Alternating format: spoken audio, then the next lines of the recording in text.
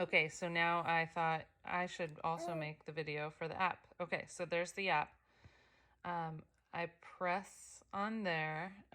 The clips are engaged, it shows, but it's not on. I'm gonna go turn it on just so we have that to refer to.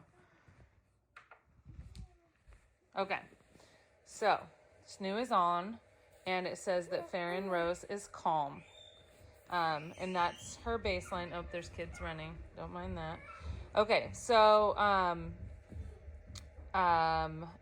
based on Oliver being little, I would go to the settings, and I would go to responsiveness.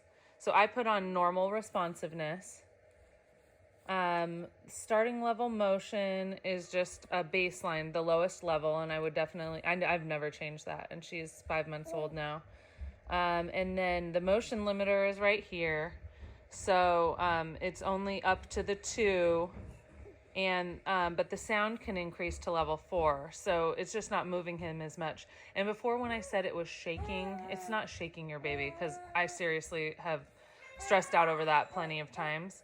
But anyway, so yeah, that's where you would turn on the motion limiter for Oliver. And then this is the device. And so I'm assuming that you've already paired it. If you haven't, I can make a video on that too. But anyway, that's where you put in the info for your baby. And then this is kind of cool because this will tell you how old your baby is, which I've never really paid attention to. But then it'll show you when the baby sleeps and when the baby kind of wakes up or stirs, and then when you actually have to turn it off to get the baby out to do, feeding or changing. And it'll tell you what your longest sleep is. It's kind of cool. So anyway, now if you decided that you wanted, so the Snoo will automatically adjust based on the baby crying and moving.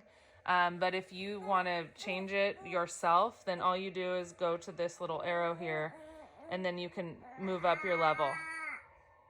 And you can hear like the level has changed. So you just keep going up to wherever you want to go. So anyway, that's kind of it. I hope that's helpful. Okay, bye.